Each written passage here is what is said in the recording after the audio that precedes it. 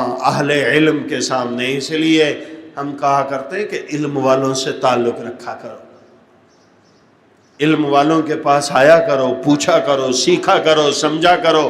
یہ مدارس، یہ مساجد، یہ جمعے کے خطبات اسی لیے ہوتے کہ یہاں پر آ کر آپ کچھ سیکھا کریں، علم والوں کی صحبت میں بیٹھیں۔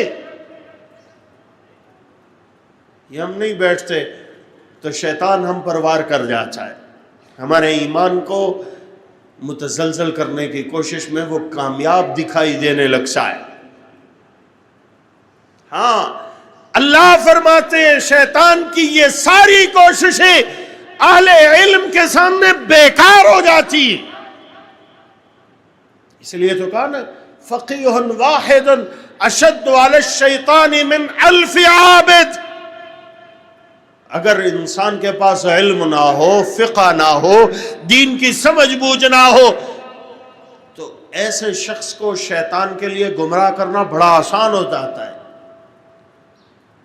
علم والوں کے سامنے جب ان شیطانوں کی باتیں آتی ہیں، وہ شیاطین الانس ہوں یا شیاطین الجن، تو اللہ فرماتے ہیں ان کے دل میں پہلے سے زیادہ یقین بھر جاتا ہے۔ فَيُؤْمِنُوا بِي، یقین اور زیادہ ہو جاتا ہے۔ وَلِيَعْلَمَ الَّذِينَ أُوتُوا الْعِلْمَ أَنَّهُ الْحَقُّ مِنْ رَبِّكَ، ان کی تصدیق اور زیادہ مضبوط ہو جاتی ہے، ان کے علم میں اور زیادہ اضافہ ہو جاتا ہے کہ حق یہی ہے۔ اور جب ان کے ایمان اور ان کی تصدیق اور ان کے یقین کو مزید جلا ملتی ہے تو پھر نتیجہ یہ نکلتا ہے کہ فَتُخْبِتَ لَهُ قُلُوبُهُمْ، رب کے حکموں کے سامنے ان کے دل جھکے چلے جاتے ہیں، جھک جاتے ہیں۔ ہاں پھر یہ حق پوری قوت کے ساتھ آتا ہے۔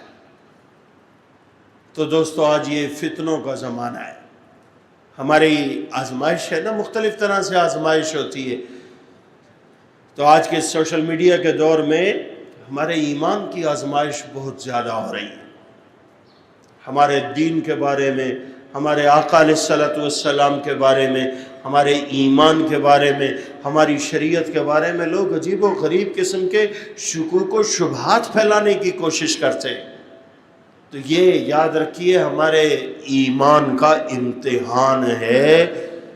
ان شکوک و شبہات کا آپ مقابلہ کر سکتے ہیں، ان کے مقابلے میں آپ اپنے آپ کو مضبوط رکھ سکتے ہیں تو ٹھیک ہے، سن لیا کریں باتیں اور پھر ان کے جواب کی تیاری بھی کریں۔ لیکن اگر یہ خطرہ ہے کہ ہم ان کی باتیں سنیں گے تو کہیں ہم پر بھی اثر نہ ہو جائے تو پھر بچا کریں، پھر ان کی باتیں نہ سنا کریں، اس لیے کہ چلو دیکھیں یہ کہتے کیا ہیں، بس اسی میں کرتے کرتے دیکھیں تو صحیح ہے کیا کہتے ہیں۔ یہ سنتے دیکھتے کہیں اپنے ایمان سے نہ ہاتھ دھو بیٹھے۔ اور جب بھی دل کے اندر کوئی شک پیدا ہو، وسوسہ پیدا ہو تو اہل علم سے آ کر پوچھ لیا کرے۔ جی آپ کے لیے ہے، یہ ہمارے مدارس، یہ مساجد، یہ ائمہ، یہ خطبہ، یہ باقاعدہ طور پر دارالفتاء اور یہ مفتی صاحبان، یہ اسی وجہ سے کہ یہ آپ کی رہنمائی کریں گے، آپ کو بتلائیں گے۔ کہتے ہیں جی بھینس کی قربانی نہیں ہو سکتی، کرنے پہ آئے تو کہتے ہیں مرغی کی بھی ہو جاتی، انڈے کی بھی قربانی ہو جاتی ہے، نہ ماننے پہ آئے تو کہتے ہیں بھینس کی کٹے کی قربانی نہیں ہوتی۔ کیوں نہیں ہوتی جی؟ بس جی نہیں ہوتی۔ بھائی بنیادی طور پر یہ بھینس بھی گائے ہی کی ایک نسل ہے، جب گائے کی قربانی ہو جاتی ہے تو بھینس کی بھی ہو جاتی، لیکن وہ تھوڑا سا ایسے وسوسہ ڈال دیا کہ جی رسول اللہ صلی اللہ علیہ وسلم نے بھینس کی قربانی نہیں کی تھی، آپ علیہ السلام نے بیل کی قربانی کی تھی۔ او بھائی ہمیں ہمارے قرآن نے بچلا دی ہے بہیمت الانعام کی قربانی ہے، اور بہیمت الانعام کی تعریف، بہیمت الانعام جن کو کہا جاتا ہے وہ سارے اوصاف اس بھینس کے اوپر صادق آتے ہیں، یہ اسی گائے ہی کی ایک نسل ہے۔ لیکن وہ ڈاکٹر صاحب کے ذہن میں جو کہ بات نہیں آتی تو وہ شک پھیلا دیتے.